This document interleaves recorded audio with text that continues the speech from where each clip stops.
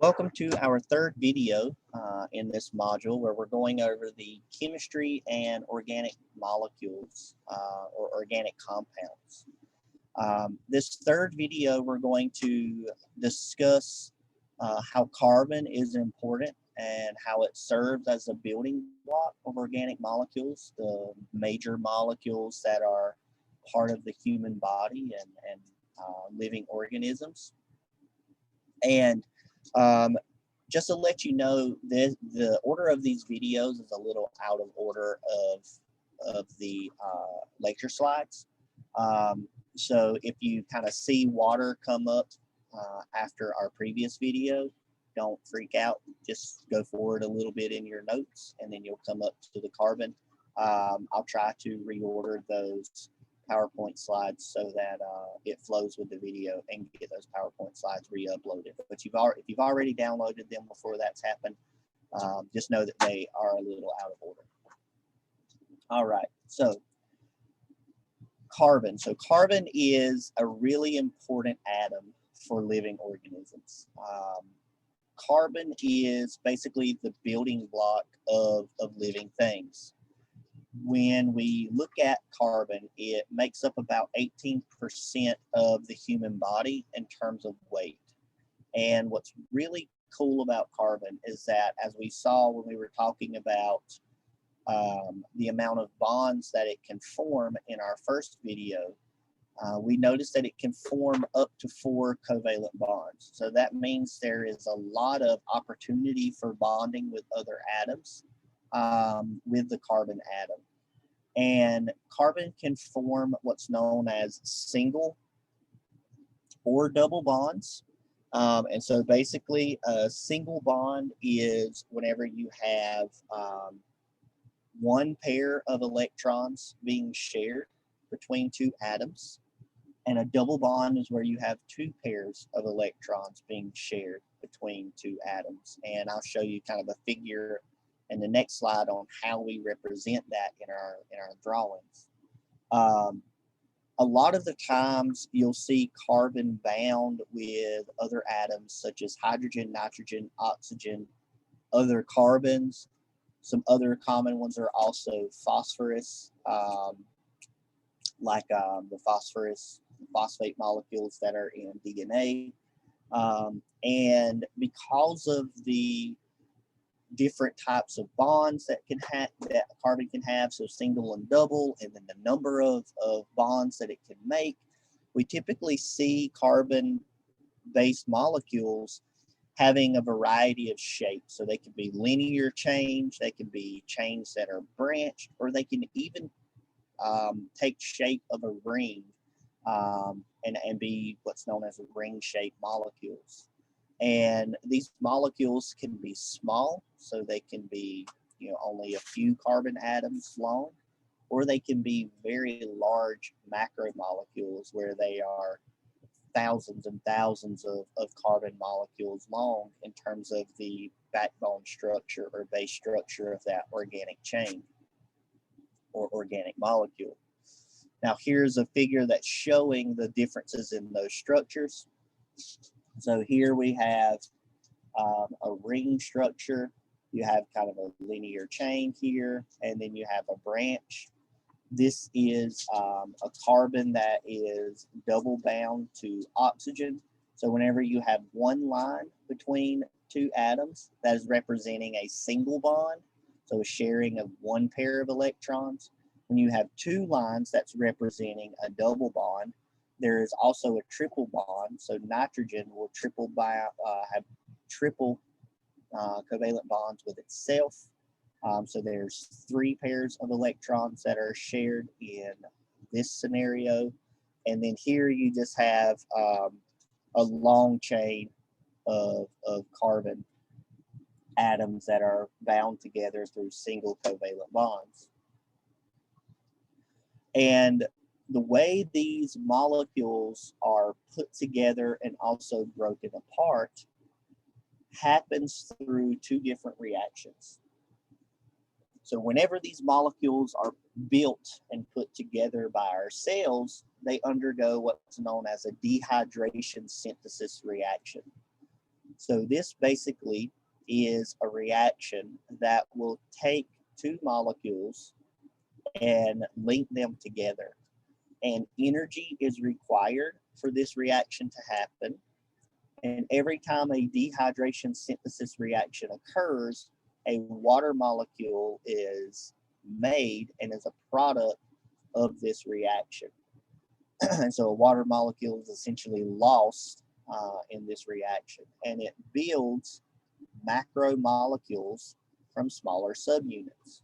And the way to remember this is water molecule is lost. So if you don't have water, you're dehydrated. So dehydration synthesis is a loss of a water molecule. Hydrolysis is the exact opposite of dehydration synthesis. So hydrolysis adds a water molecule and it breaks those molecules apart, separates them, and releases the energy. So the energy that's required in the dehydration synthesis to put two molecules together, let's say you have molecule A and molecule B, right? And then that's going to give you molecule AB. These molecule AB are held together through a bond, right? And the energy that's used to make that bond is stored in that covalent bond. Now, whenever you break those apart, right, so if you come in and you separate that bond, you get A plus B again, but then energy, right, we'll do like squiggly lines to represent energy. Energy is released from that bond. So hydrolysis adds a water molecule and releases energy, while dehydration synthesis loses a water molecule and requires energy. So dehydration synthesis is essentially the reverse of the hydrolysis reaction. And we'll talk more about this when we talk about the organic molecules themselves. But one typical example is where you have simple sugars. Let's say these are glucose molecules. And these simple sugars will be put together to make a much larger carbohydrate molecule. And so you have your glucose molecules, which are these two molecules. Notice they have OHs on the ends. And in order for this reaction to happen, energy has to be put into the system. An OH and an H is lost. So H, so two H's and an O, right? That gives you your H2O. So that water molecule is lost. Energy is inserted into the system and is in that covalent bond that holds them together. This can happen over and over again, and attach these molecules over and over to form a chain of glucose molecules that makes up a carbohydrate. Now, the reverse can happen where a water is put into the system. It breaks that bond. You have one H attached here, and then you have the remaining OH go to here. And then that energy is released once that happens. Okay, so you can do that for every single one, and you can break apart each of those individual simple sugar molecules. Okay. We have another video here, another animation that kind of goes through this process. Many important biological molecules are made up of repeating subunits. Such molecules are called polymers, meaning many parts, and their subunits are called monomers, meaning one part.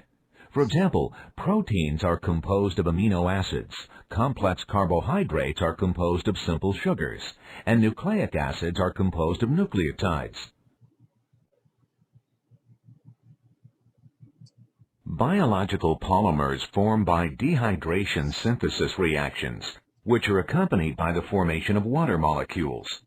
Each of the monomers in a reaction has a hydroxyl or OH group and a hydrogen or H group. In the course of the reaction, an H is removed from one monomer and an OH from the other. The H and OH combine to form water, and a bond links the two monomers.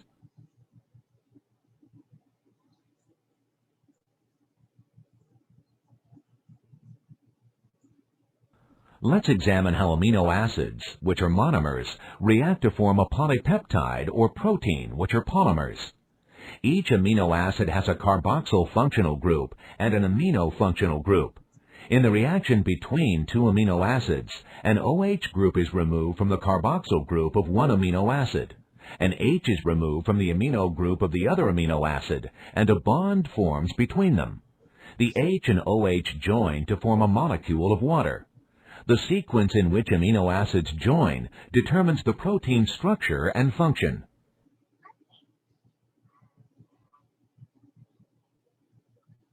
In this example of a dehydration synthesis reaction, nucleotide monomers join to form RNA, a polymer.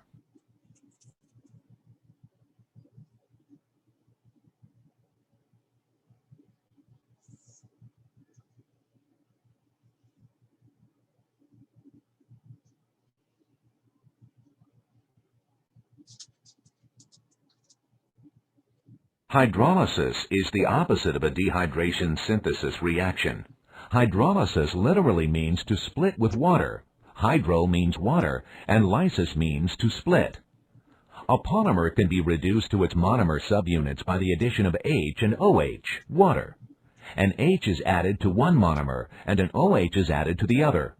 In this example, hydrolysis breaks a polypeptide into its component amino acids. The amino acids released are free to be incorporated into a new protein. The same kind of reaction occurs with the help of enzymes when we digest foods containing protein. Click every bond where hydrolysis can occur in this polypeptide polymer, breaking it down into amino acid monomers.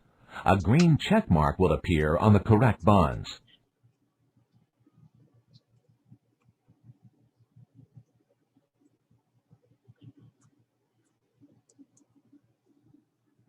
All right. So now that we know how monomers are put together to form polymers, so those simple molecules are put together to form these larger molecules, as well as a reverse reaction to break those down, we're now going to look at the four classes of organic compounds.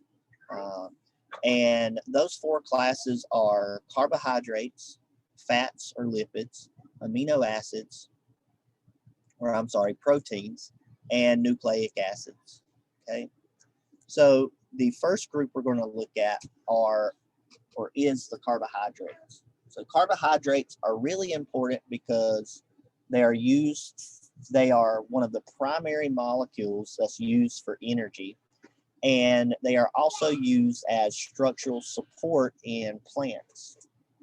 The typical general formula for carbohydrates is shown here. So it's C sub N H2O sub N. So for every carbon atom that you have, you'll have two atoms of hydrogen and one atom of oxygen. Now, with carbohydrates, they are made up of monomers, which are also monosaccharides, which are simple sugars. So this also is referred to as monomers. And so that's just that single simple component in these organic molecules. So typical monosaccharides are things like glucose, fructose, galactose, and then in DNA, you have deoxyribose, and then RNA, you have ribose. And so these are simple sugars. Now, monosaccharide is just one simple sugar, okay? So again, a monomer.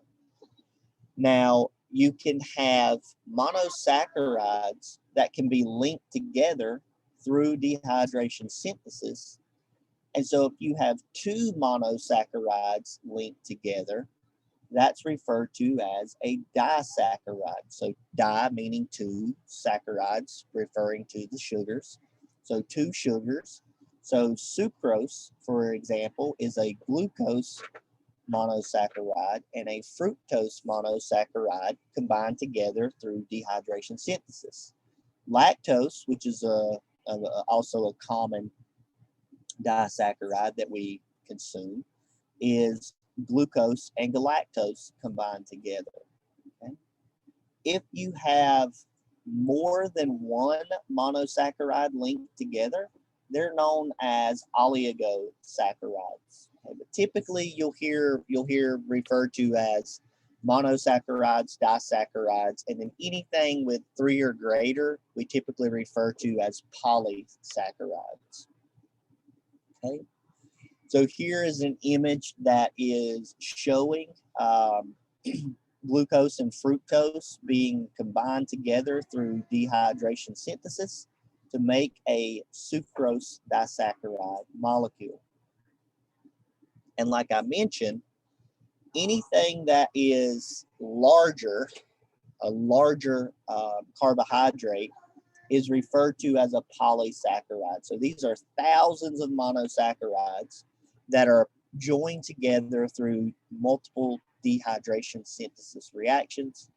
And examples of polysaccharides are starch molecules, cellulose, and glycogen. Now, starch and cellulose are made in plants, so we'll just say plants. Starch stores energy for plants. Okay? Cellulose is a structural support molecule for plants as well. And so starch is that energy component for plants, and cellulose is just really hardy, indigestible, hard for animals to digest it, and it's mainly a structural support for plants. Now, glycogen is the carbohydrate that we find in animals that stores energy. So all of these are carbohydrates that are primarily glucose molecules. So they're just long chains of glucose molecules, but they have different functions and they have different structures as well.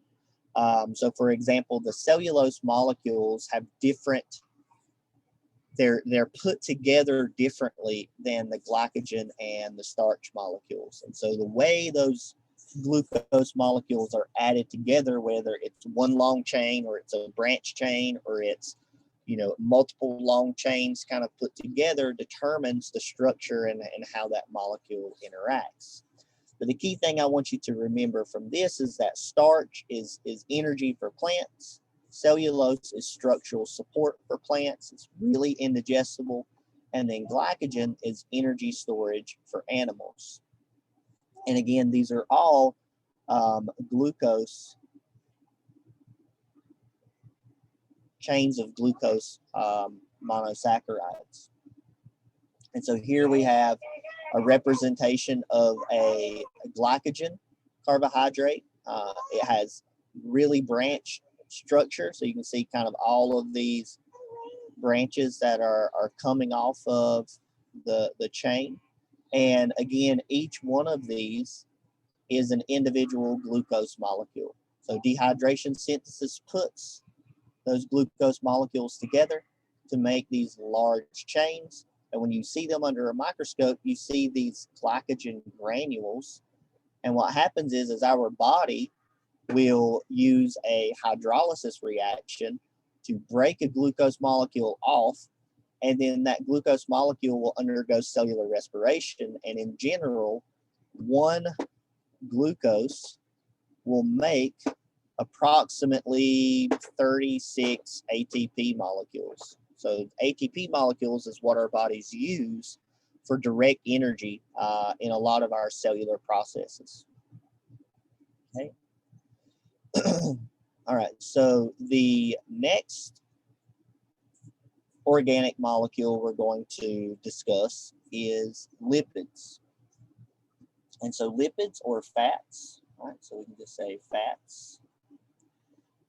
and so there are 3 classes of lipids. You have triglycerides, phospholipids, and steroids. Triglycerides are energy storage molecules. Phospholipids are really important for creating the membrane structure of cells. And then steroids are actually ring structures that are used in kind of signaling in different functions within our bodies. And we'll talk more about steroids whenever we talk about like the endocrine system and that sort of part of and those parts of the body. Now, as we mentioned, triglycerides are energy storage molecules. These are, what we refer to as our fats and oils. And what a triglyceride is, it is a molecule that is made up of a glycerol head and 3 fatty acid tails. So each tail is attached to the glycerol head via a dehydration synthesis reaction. And then you have that head with the 3 fatty acid tails. And so it kind of looks like that. All right, so that's the glycerol head. And then these are your tails. Now, these fatty acids can either be saturated or unsaturated. So if you're familiar with the term saturated fats versus unsaturated fats, this is where that comes from. So saturated fats are fats that are solid at room temperature. And saturated fats have all single bonds between carbon molecules. So remember, a carbon molecule can have 4 bonds, right? And so if you have a fatty acid tail that is saturated, then it will have all single bonds, right? So kind of have this right here. Okay. Now you can have unsaturated where there are double bonds instead of single bonds, right? And so that changes the structure a little bit. Because remember, the carbons can only have 4 bonds, right? And so you miss out on potential hydrogen atoms, right, where they're not there because of those double bonds. Because see, you have 1, 2, so 1, 2, 3, 4, 1, 2, 3, 4, 1, 2, 3, 4, right? So you don't have one here, you don't have one here, no hydrogen here, no hydrogen here. So it's not saturated in hydrogen. So this molecule could actually have more hydrogens if these double bonds didn't exist. But because those double bonds exist, it's not saturated, and these unsaturated fatty acids are liquid at room temperature. So these are like your olive oils, your vegetable oils, so those types of fats, or I'm sorry, those types of oils. Now, the triglycerides are stored in adipose tissue, so that fatty tissue, and they're used for energy storage. So if our body needs energy and we don't have any more glucose molecules to break down, then they'll start breaking down these triglycerides to obtain the energy that's in those fatty acid, or I'm sorry, that's in those triglyceride molecules. So here we have the dehydration synthesis between each individual fatty acid tail to that glycerol head, and that makes the triglyceride molecule that we see here. So this one in the middle is a saturated fat because you see it has all single bonds. This one is an unsaturated fat, and you can see those double bonds, right? What you notice with those double bonds is it causes these kinks in the structure of the fatty acid tails. That creates space in between these molecules. And so if you had another unsaturated molecule here, right, with those kinked fatty acid tails, then they're not going to be able to pack as tightly as a saturated molecule that's straight, right? They can pack really tightly together. So this is why unsaturated is liquid at room temperature, and saturated is solid at room temperature. It's that packing component that comes from the structure that's the result of the bonds that occur within these triglyceride molecules. Now, the second type of fat molecule are phospholipids. Phospholipids are very similar to a triglyceride in that they have a glycerol head, but instead of 3 fatty acid tails, they only have 2, and they have a phosphate group that's also attached to that glycerol head. And what that phosphate group does is it creates a polar head, and that polar head has a positive charge, and the fatty acid tails are nonpolar. They don't have a charge. And so what that means is because water molecules, if you remember, has that partial polarity, fatty acid tails have no charge, so they don't want anything to do with hydrogen, with water molecules. However, that phosphate group does want to interact with that water molecule because it does have an electrical charge. And so what that means is one end of the molecule, so that phosphate and glycerol head, is water soluble. So it likes water. So it's hydrophilic. So hydrophilic means that it likes water. Hydrophobic means that it dislikes water. Right? And so those tails are insoluble in water and they're hydrophobic. And so what that means then is that this phosphate head will orient itself to be near water, and the fatty acid tails will orient themselves to be away from water molecules.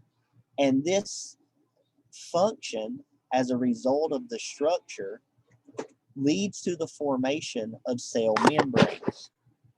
And so we have a figure here that shows that. So we have our phospholipid here. So you have your polar head, your nonpolar tail. Remember, this is positively charged. And so that head will orient to face the water. So this is H2O out here. So these are polar molecules that are interacting with that polar head. Now the tails are nonpolar, so they're oriented away from the water. And so there's also water inside of the cell. And so phospholipids on the other side will orient their head towards the water inside the cell, and their tails will be away from that. And so what that creates is this bilayer membrane, so 2 layers of phospholipids that keep water out of the cell, or basically the extracellular environment out of the cell, and the stuff that the cell wants to be inside the cell. And so it creates that enclosure for all of the organelles and the cellular processes to happen within that cell itself. And again, that whole structure of the membrane occurs because of the way that this phospholipid is structured, because of that polar head and that nonpolar tail. Now, the final category or class of lipids are steroids. And so steroids are made up of 4 ring molecules. And some examples of steroids are cholesterols, and then our various hormones, so like estrogen and testosterone. And so cholesterol is actually the precursor of estrogen and testosterone. So cholesterol molecules are modified to make estrogen and testosterone like we see here. So these are the ring structures. So right here's your typical ring. So your carbon ring, and you see you have 1, 2, 3, 4. And modification of this cholesterol molecule changes that cholesterol molecule into either estrogen or testosterone. And you can see how the chemical structure of those molecules are different. So like you have this large branching chain up here. You don't have that in estrogen or testosterone. And then the differences between estrogen and testosterone, right? You see here, and then also here, and then also in the bonds. So there are a lot of differences there. Now you don't have to memorize these. I'm just pointing out kind of what those differences are. Okay. So here we have another animation kind of going over these lipid molecules. Triglyceride and a cholesterol molecule are examples of the diverse group of molecules collectively called lipids. Lipids contain large regions composed almost entirely of hydrogen and carbon. The carbon-carbon and carbon-hydrogen bonds are nonpolar. These nonpolar regions make lipids insoluble in water. After oil and water are agitated together, they soon separate into two non-mixing layers. The nonpolar oil molecules are hydrophobic or water-fearing. Triglycerides, which are oils or fats, are part of one major class of lipids. A triglyceride consists of 3 molecules of fatty acids that are joined to a glycerol molecule. In creating the triglyceride, 3 water molecules are removed. Triglycerides contain a large amount of energy and are important energy storage in food molecules. A critical factor in determining whether a triglyceride is solid or liquid at room temperature is the presence of double bonds in the long hydrocarbon chains. A hydrocarbon chain with double bonds is considered unsaturated. That is, it's not bonded to as many hydrogen atoms as possible. The other 2 chains in this example are saturated, meaning they're fully loaded with hydrogen atoms and have no double bonds between their carbon atoms. Double bonds kink the chains and prevent them from packing tightly together. This kinked triglyceride is liquid at room temperature. That is, it is an oil. If hydrogen atoms are added, the chains straighten out as the double bonds between the carbon atoms are converted to single bonds. When the chains straighten out, they can pack closely together with others and are more likely to be solid at room temperature. That is, the triglyceride is a fat. Here we will modify an oil molecule, remove one of its hydrocarbon chains, and replace it with a hydrophilic group. This molecule, with its phosphate-containing hydrophilic head group, is a phospholipid. Phospholipids form an important class of lipids. When phospholipids are mixed with oil and water, they migrate to the interface of these liquids, with their hydrophilic heads interacting with water and their hydrophobic tails interacting with the oil. In cells, phospholipids form a bilayer, with their tails pointing toward each other and their heads interacting with the watery environment. Phospholipid bilayers form the basic structure of cellular membranes. The membranes of animals contain another type of lipid molecule called cholesterol, which is a steroid. Steroids make up the 3rd class of lipids and include the hormones estrogen and testosterone. Steroids have a rigid 4-ring structure with various protruding functional groups. Cholesterol is hydrophobic except for a hydroxyl or OH group at one end. This hydrophilic group interacts with the hydrophilic head groups of the phospholipids, while the remainder of the molecule interacts with the hydrocarbon chains. Cholesterol in the membrane helps keep saturated hydrocarbon chains from packing closely together, promoting membrane fluidity.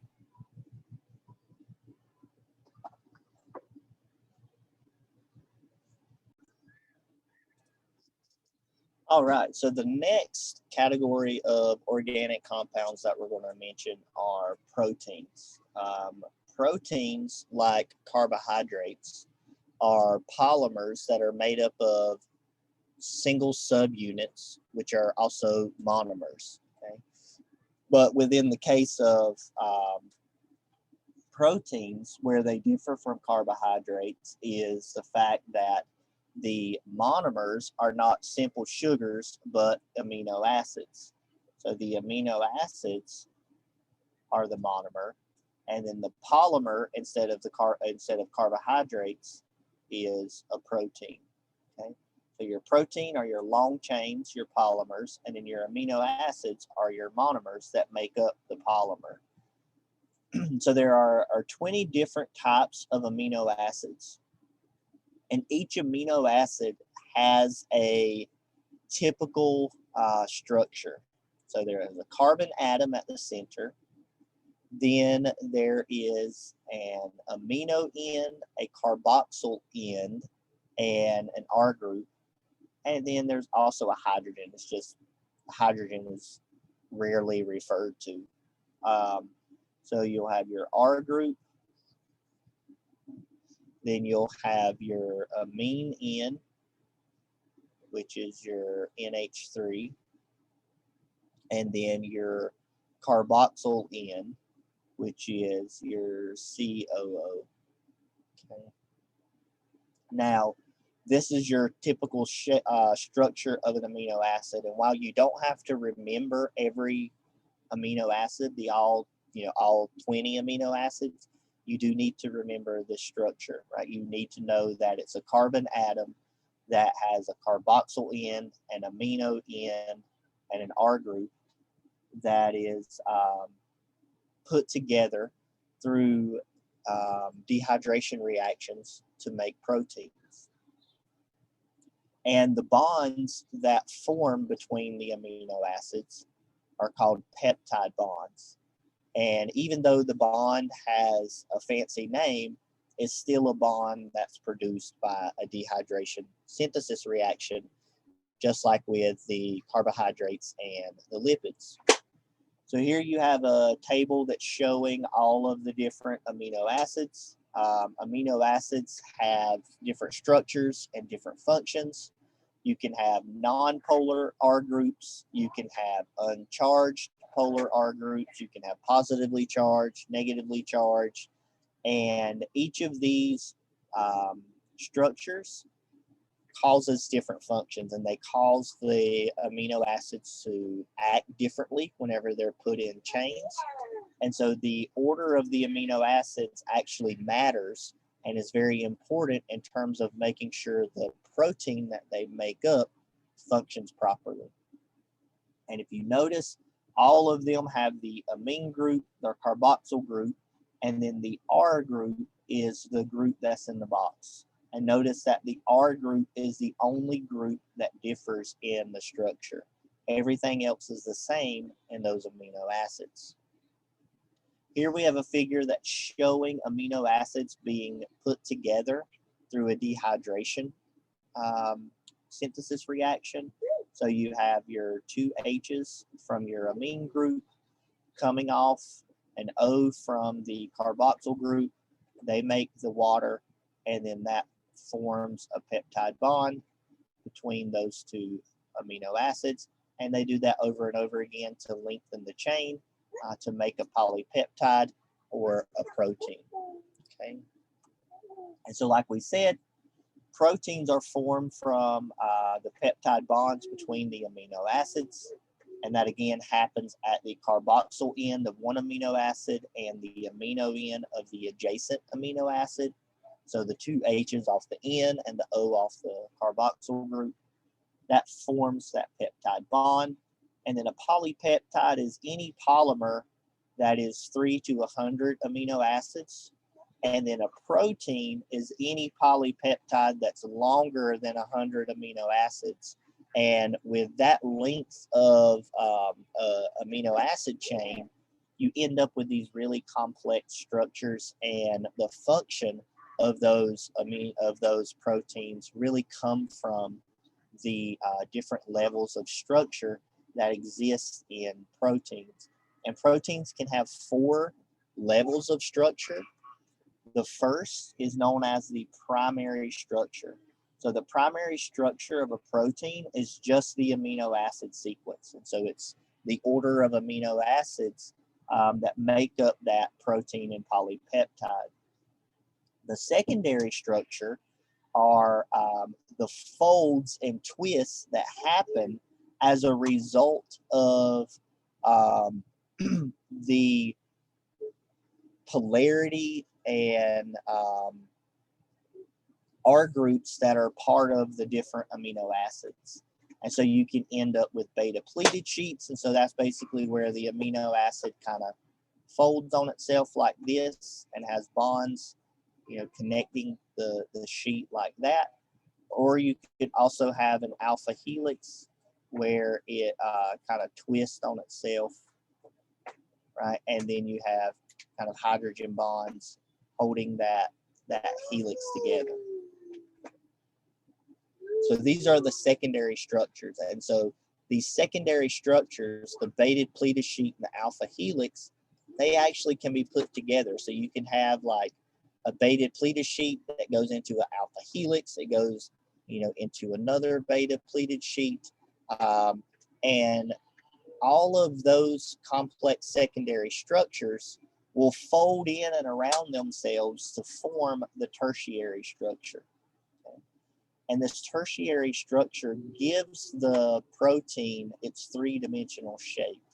And what you end up with is polar and nonpolar areas in the actual protein molecule itself. And then if you have two or more polypeptide chains that are put together, you get a quaternary structure, okay? And we have an image that kind of shows this to help visualize that. So here's your primary structure, which is just your sequence of the associated amino acids. Then your secondary structure, which is the alpha helix on the left and the beta pleated sheet on the right. And then you can put these two secondary structures together to make the tertiary structure. You can see, the alpha helix, the beta pleated sheet, random shapes that are connecting those together. And then this forms, right, a polypeptide, right? So that's the tertiary structure. Now you can have multiple polypeptides put together, and that gives you your quaternary structure, your quaternary structure. And so this is one polypeptide. This yellow is a second. This kind of the orange one's a third, and then the brown one's a fourth. And so, for example, our hemoglobin,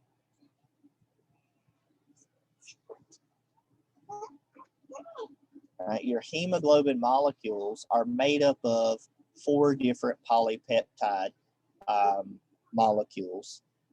And so it has a quaternary structure that's associated with it. And now, like I've mentioned throughout talking about the proteins, the function of these proteins is really driven by their structure. So whether or not there are polar areas, non-polar areas, that also affects, the pH of the molecule, etc. And what can happen is proteins are made to function efficiently at specific environmental conditions. So they function very well at certain temperatures. So they have optimal temperature ranges they function in. They have optimal pH ranges they function in. And if our bodies deviate from those temperature ranges or pH ranges, those proteins will denature. They'll undergo denaturation, which means they basically lose their biological function and they don't work anymore. So that's another reason why it's really important for our bodies to maintain homeostasis so that our proteins can work as they're designed to work. So we have another video kind of going over protein structure here. The sequence of amino acids in a protein is the protein's primary structure.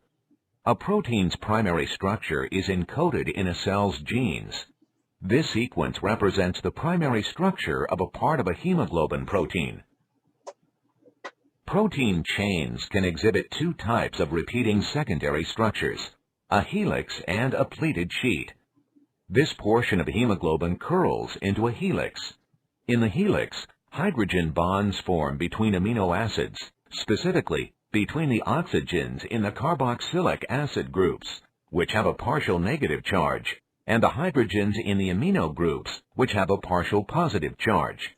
These hydrogen bonds hold the turns of the helix together. Hemoglobin consists mainly of helical segments and has no pleated sheets. In addition to their secondary structures, proteins assume complex, three-dimensional tertiary structures. Probably the most important influence on the tertiary structure is a protein's cellular environment. For example, a protein dissolved in water folds in a way that exposes its hydrophilic amino acids to the watery environment outside and clusters its hydrophobic amino acids together in the center of the molecule. In some proteins, covalent bonds called disulfide bridges form within proteins by linking cysteine amino acids from different regions of the polypeptide. Hemoglobin consists of 4 polypeptide chains, 2 pairs of very similar peptides held together by hydrogen bonds. Each of the 4 peptides holds an iron-containing organic molecule called heme, which can bind one molecule of oxygen. Many different proteins exhibit this 4th level of protein organization called quaternary structure, in which multiple polypeptide chains join together to form the final protein.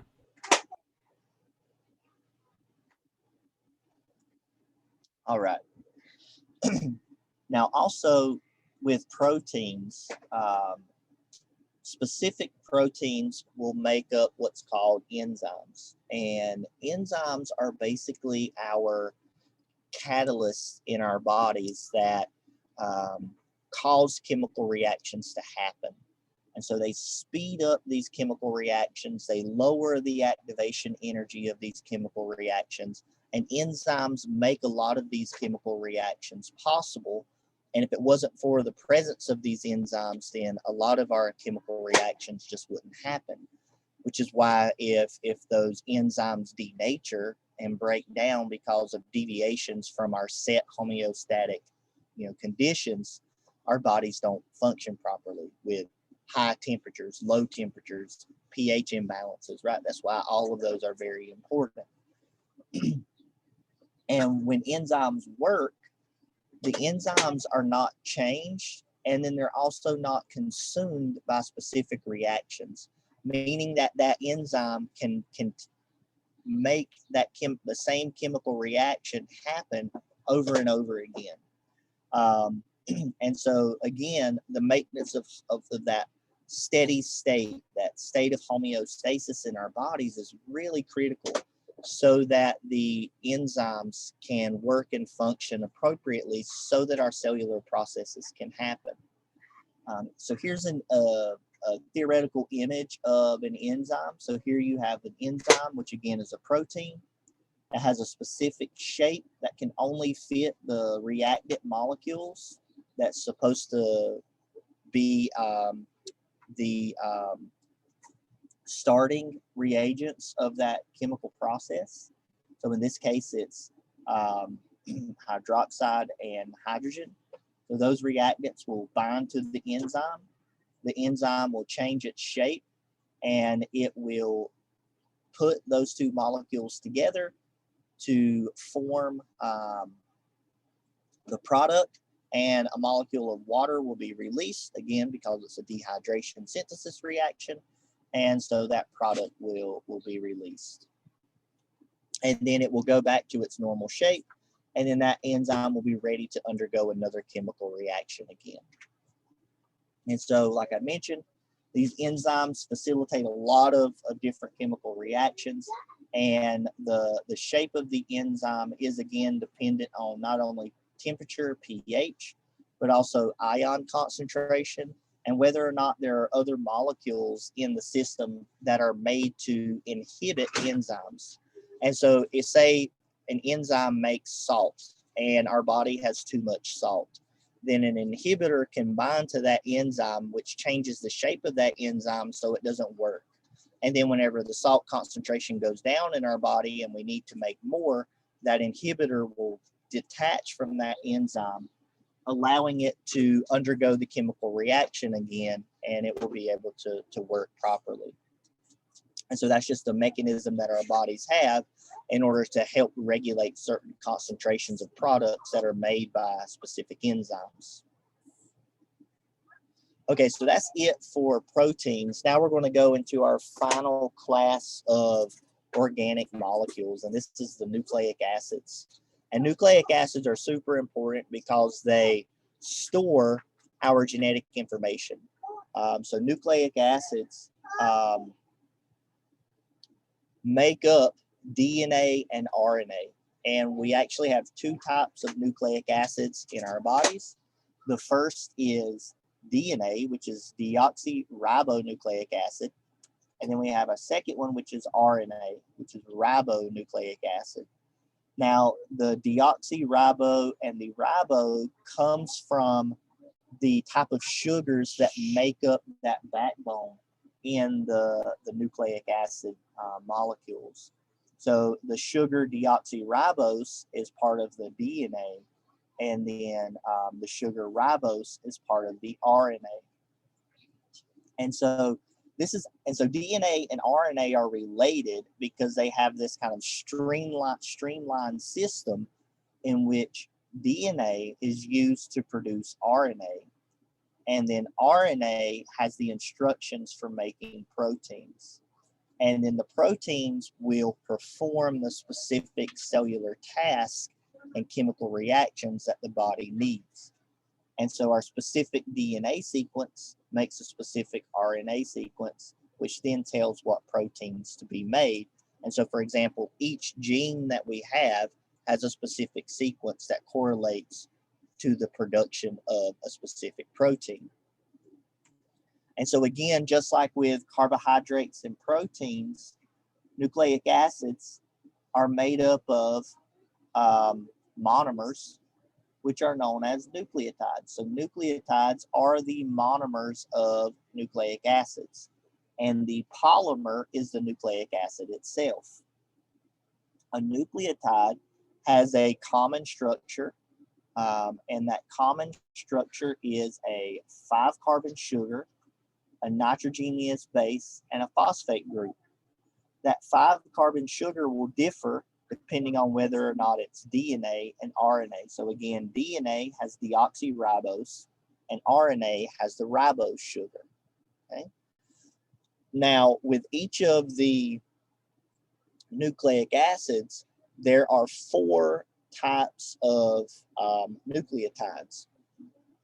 For example, in DNA, the 4 nucleotides you have are adenine, thymine, cytosine, and guanine.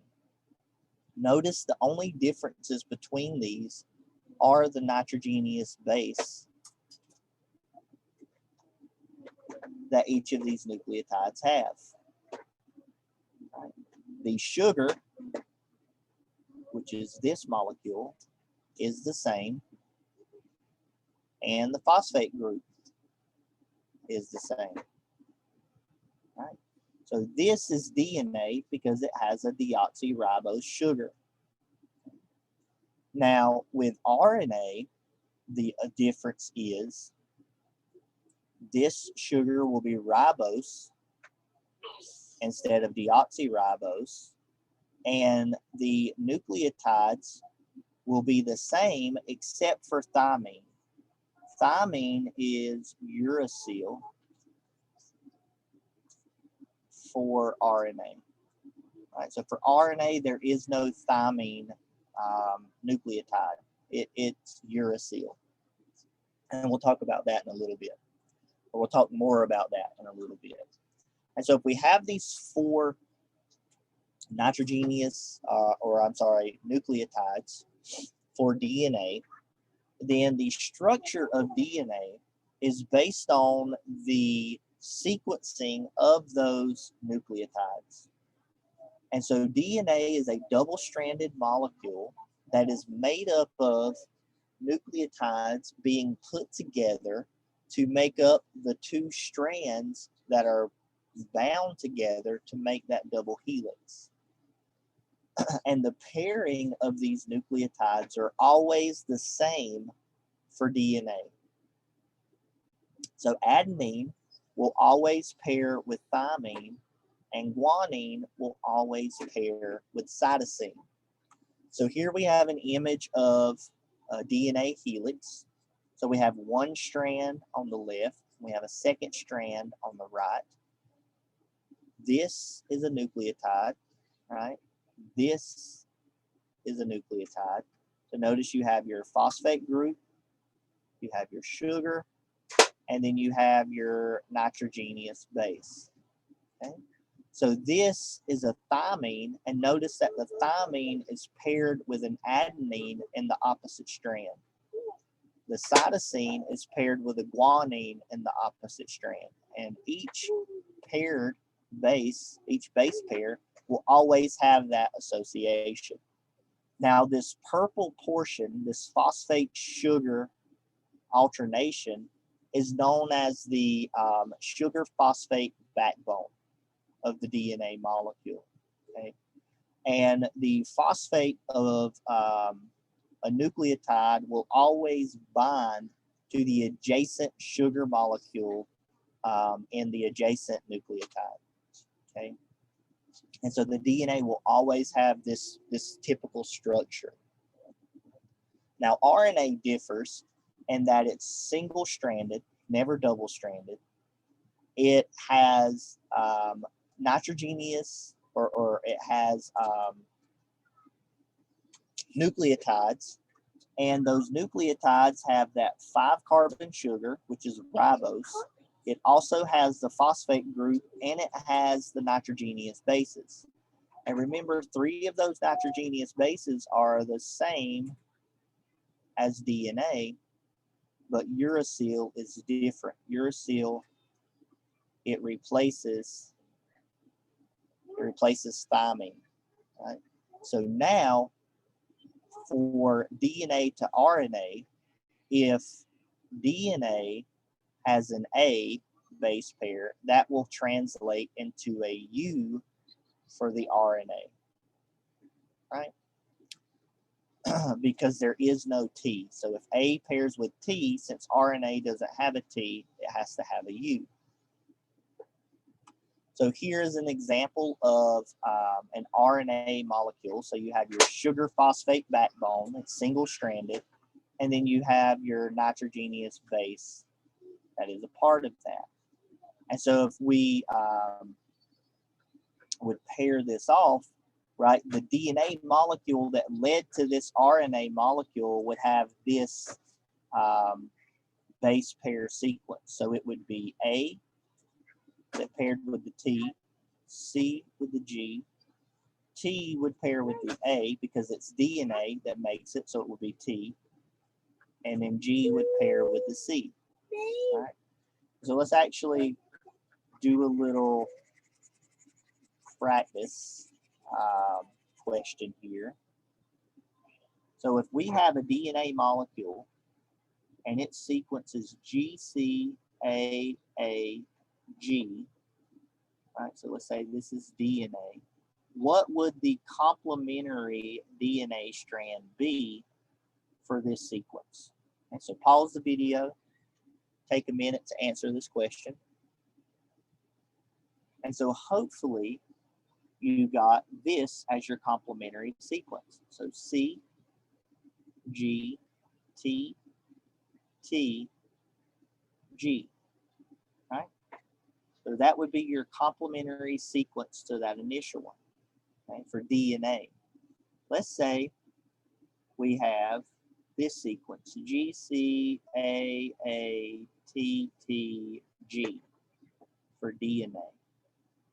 Now, if we transcribe this into RNA, what would be the sequence based off of the base pair association?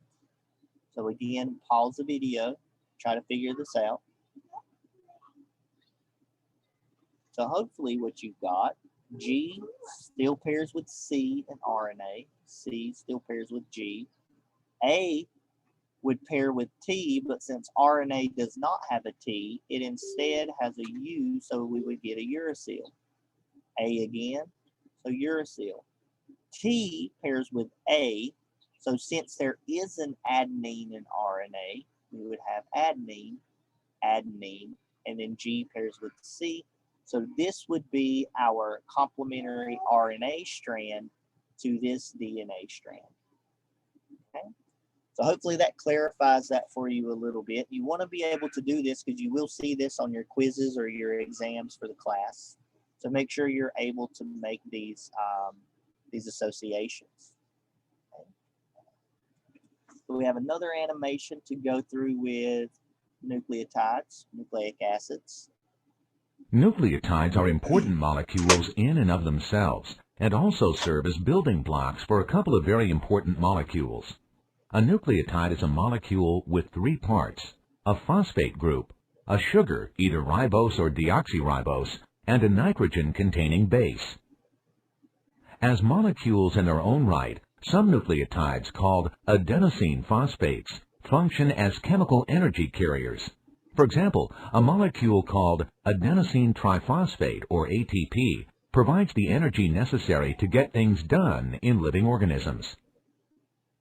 Nucleotides also serve as the building blocks of deoxyribonucleic acid, or DNA, the primary information-bearing molecule of life. 4 bases are found in DNA molecules: guanine, abbreviated G, cytosine, C, adenine, A, and thymine, T. The nitrogenous bases in DNA bond together according to rather strict base pairing rules. Adenine bonds with thymine through 2 hydrogen bonds, and guanine bonds with cytosine through 3 hydrogen bonds. The term complementary is used to describe these pairings. The sugar and phosphate components of the DNA molecule also link together to form the outer rails of the DNA molecule. Each resulting nucleotide polymer is called a nucleic acid. In DNA, the 2 nucleotide strands wind around one another to form a double helix.